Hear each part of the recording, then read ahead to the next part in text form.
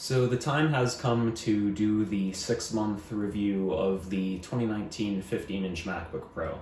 If you remember, I got this thing in mid-August. I believe August 15th was the specific date, and August 16th I got in a car accident and broke my arm. So I couldn't really use the thing at all because I was just in bed for the next week. Anyway, it is now February 25th. So it's 6 months and 1 week roughly since I got this machine. I should go over the specs before we continue. So it's the base 2019 15-inch MacBook Pro. So it has the 2.6 gigahertz 6-core i7, a 512 gig SSD, and 32 gigs of RAM. Those two I did BTO, and the base Radeon 555X. So I think that's a Radeon Pro actually, 555X. Yeah. So I guess I should go into the plus sides and the good things I've experienced with this computer. The battery life on this thing is absolutely unmatched. I usually work 3-hour shifts, and when I go in for those shifts at 100%, it's usually right after I wake up. The machine's been on the setup charging off of my Thunderbolt dock all night. It's at 100%, and when I leave it's about 70%, and that's me using this machine with Safari, Chrome. I have Discord open in the background, Spotify open in the background when I'm at work alone, and messages, and those aren't really the most demanding apps, but I have quite a few apps open is the point. And the battery life just is really good on this machine, and I use this for college, I use this for school as well. Monday and Wednesday are my short classes. I'm only on campus for an hour and a half, but Tuesday and Thursday I'm on campus all day, and those are my computer classes where I'm using things like Packet Tracer and Chrome with a lot of Chrome tabs open. Usually I have to plug in the machine when we start doing our labs, and then I leave like half an hour after that anyway. The display on this, once again, it's the standard 2880 by 1800 Retina display on the 15-inch MacBook Pros. I have been running this thing in 1680 by 1050 scaled mode because the 1920 by 1200 scaled mode just hurts my eyes too much. Especially when right now it's on my setup and it's about 2.5 feet away. So if I need to look over there for something, it's just, too much eye strain. But the display, nothing against that. Obviously, that's just my bad eyes. I have the special wallpaper configured. I will look at what that's called quickly. The dynamic wallpapers. And that means, if you don't know what that is, it changes the picture based on the time of day. So at night, it'll show this picture of this island here at night. I should mention, going back on the battery, the machine was at like 95% when I started the video. It's at 98% now. It really charges fast too. It's amazing. I think the next thing I want to get into is the 32 gigs of RAM. Like I said, that was a BTO option, and I definitely do not regret going with that. I'm very much a multiple projects at the same time kind of guy, so there was a while where I was working on my website, so I had brackets open in the background, Chrome, Packet Tracer, and GIMP, and Discord messages. I usually have those open. TeamViewer always just kind of sits idle. And if I didn't mention Safari, that's there.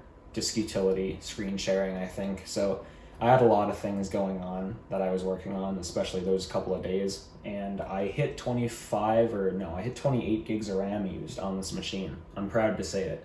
Because everyone, when I got the 2018 MacBook Pro, was like, you're never going to use 32 gigs of RAM. Well, I used 28, so...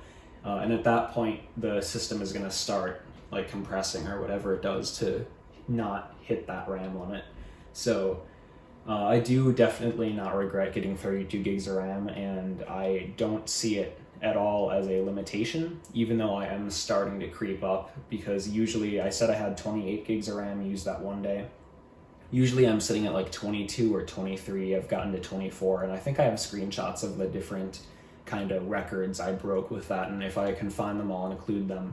So I have a few kind of downsides and issues I've run into with this machine. Obviously the T2 chip is still kind of in development because the touch bar a lot of the time will freeze. It's usually probably once every week and a half it freezes, and usually it'll go away after a couple minutes, or if I switch from like YouTube to Spotify where there's a big enough change in the kind of controls that show up there, it will kind of fix itself.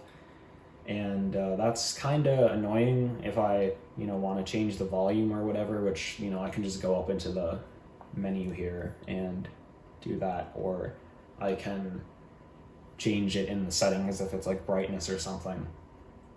But it still kind of shouldn't happen. I mean, I spent like $3,500 on this machine when I got it, and it's just, really shouldn't happen again. And I do have some firmware updates to do on this thing still, so maybe that'll fix it. Hopefully that fixes it. Another thing is, when I first got this machine, it would have an issue where it wouldn't go to sleep when docked, and I didn't really like that because I have TG Pro running, and TG Pro is a really nice fan control application.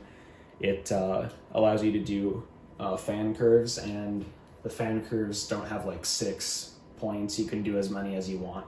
And I think I have 10 for the CPU and 10 for the GPU. So it allows for a really nice ramp up of the fans, because I think on the 15-inch by default, the fans don't rev up until you've hit your temperature limit, and on the 13-inch, your fans don't turn on until you've hit the temperature limit, which is absolutely stupid, but it's Apple, so honestly, it's probably just a way for the computers to fail faster at this point. You can tell I watch Louis Rossmann. So continuing on that issue, the fans wouldn't run, and it would just kind of sit there cooking while it was like half awake or whatever, and just not a good situation. I'd come in, and I usually feel this top part because that's where the heat sinks are, and I find that the heat sinks transfer heat into that better than they do the bottom of the case. So it would just be really, alarmingly hot and everything. So I think those are the only downsides I've had with this machine. I do get some speaker popping. Actually, I should mention that. It still is the same issue that the 2018 had, where if I turn the volume up too high and then turn it down, or, sometimes it just randomly, the speakers will make like popping sounds and stuff. And I'm going to blame that all on the way like the T2 chip and the board, works with these new MacBooks, because it's just a weird thing. Once again, and it shouldn't happen. As for other plans with this machine, I do want to get a Thunderbolt 10 gig adapter. My 10 gig network is up, is what I'm trying to say. So it would be really nice to hook this thing up with that, and the adapters are only like $189 or something, so it's a hefty price, but not too much. It's not going to be like buying a Thunderbolt to PCIe box and putting a NIC in there or something, which was the original plan for this. So I think I touched on the 32 gig RAM limitation, which it's not really a limitation like I said, but it is kind of interesting to see how much RAM I use with this machine, and it's going to be interesting to see where that goes. I'm hoping that in the future it's not going to be too much of a limitation, because I bought the 32 gigs for future proofing. And yes, I know future proofing is a bad word, but clearly that's true in this case with me using 28 gigs of RAM. So I think you can get a 64 gig option, and when I upgrade this machine 5 or 6 or 7 years from now, or if the graphics fail on it tomorrow, then I'll get a 16-inch with 64 gigs of RAM if I have the money for it. Last thing I want to go into is the kind of janky setup, and I'm going to do an actual setup tour of this later in the video. But the Thunderbolt cable, I have a single Thunderbolt cable.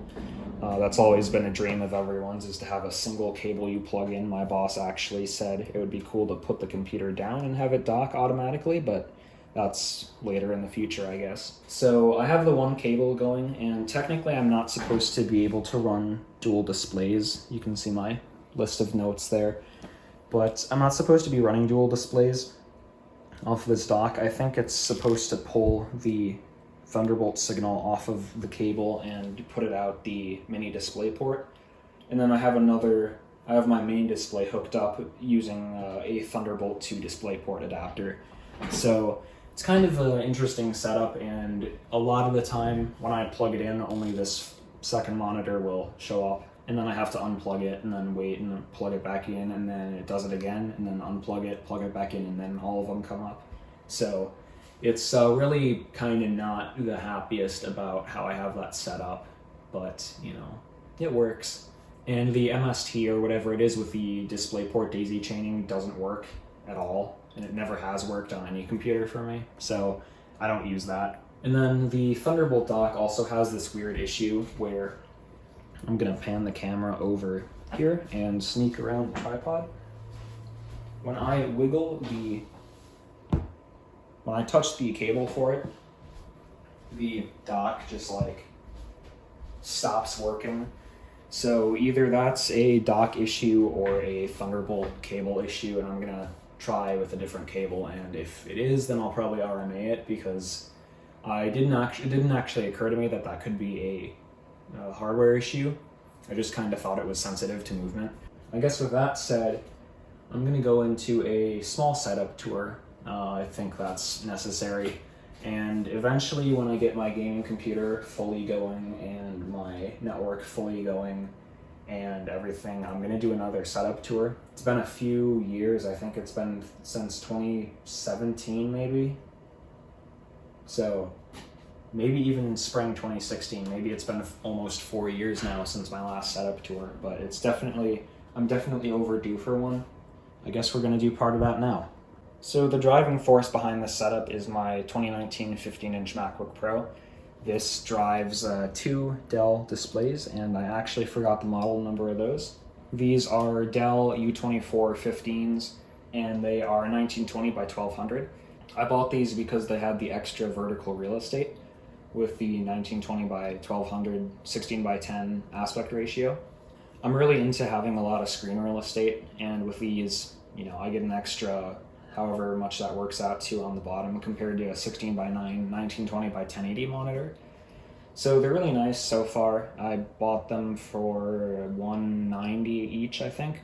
Somewhere up here in this area, there is a dead pixel on this one, and the warranty is like 3 years on these, and I'll probably just RMA this one at the end of that because I don't really notice it, and Dell's RMA process is really kind of annoying, so I'm just going to do that when the warranty is like close to expiring.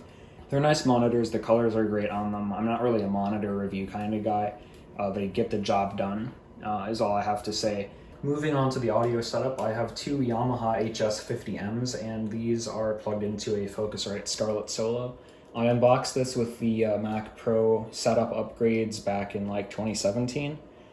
And this has been on my gaming setup, but I ended up getting a Avid Fast Track something from my dad, and I'm using this to run the speakers because the Fast Track only does like single channel or something audio wise, so I can control my volume from this. I don't have a mic plugged in because I just don't need one on this setup, and so far it's been working great.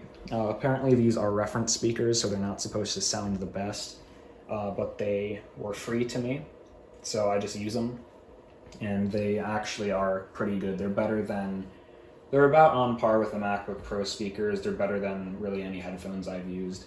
You audio guys can disgrace me for putting one behind the screen of my laptop, and I do understand where that's kind of a stupid idea, but I have nowhere else to put this, so I just keep it back there.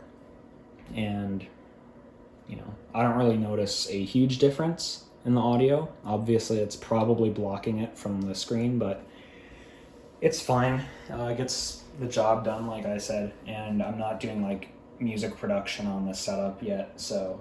And if I move the camera down, you can just barely see my OWC Thunderbolt 3 dock. So I think this is the 15 port model, and it has 15 ports on it. So this is kind of the heart of the setup, and obviously the MacBook interfaces with a setup through this. It's been, semi-reliable, very reliable considering the kind of janky stuff I do with it, with the monitors and having like a failing cable or whatever. So yeah, it's there's not really much to say about it just because it's, pretty passive with the whole setup experience. So like I said, it drives everything. And I forgot the 2 most important pieces, the keyboard and the mouse. So the keyboard is one of these Apple aluminum keyboards. I forgot what the specific name for this is, but it's been with me since like 2014, I think. My dad gave it to me because he had the Mac Pro at the time, and then that ended up being my Mac Pro server. But he got this keyboard with it, and he let me use it because the keyboard I got with one of my computers was disgusting.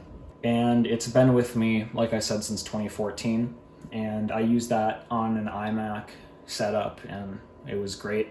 And it's just been on every Mac setup I've had since then. So I'm used to it. It's a nice keyboard and everything. It is bent slightly because it's like bowed here in the middle because, you know, I'm putting my weight on it. And after nearly 6 years of use, it's just kind of, you know, bent. So I don't actually, you know, it doesn't rock very much unless you like put pressure on the top corner there. So it doesn't ever, you know, cause issues with me. And moving over to the mouse, we have a Razer Naga Chroma. I traded my friend a laptop for this, and it is RGB. I have it blue because that's kind of my theme color, and I do actually need to download the utility on this computer. So there's not a whole lot to say. I have 12 buttons. Eventually I'd like to map those to macros for, say, typing in IP addresses or something, because who wants to type in 192.168 over and over again? The mouse mat I got from the Detroit Institute of Arts, and actually my parents got this for me for Christmas this year. So I used to have one of these. My brother and I each used to have one of these, and I just love them. They're mouse rugs, you know. So I think that's all I have to say about this machine. I'll probably do a year update if there's anything that changes, but if there isn't, then it's just going to be a pretty boring video, so I probably won't do it. Like I said, many videos coming in the future. I have some networking equipment I got. It's mainly networking stuff, servers and network switches, and I actually have to upload an unboxing of this iPhone. That will probably be the next video. And then I have some pretty cool Ryzen equipment I bought off my friend that we're going to build a computer out of, and I also have a gaming computer build to do. So yeah, I think with that said, that's going to be it for this video. So thank you for watching. Sorry for not uploading in the past few months, and I will see you in the next video.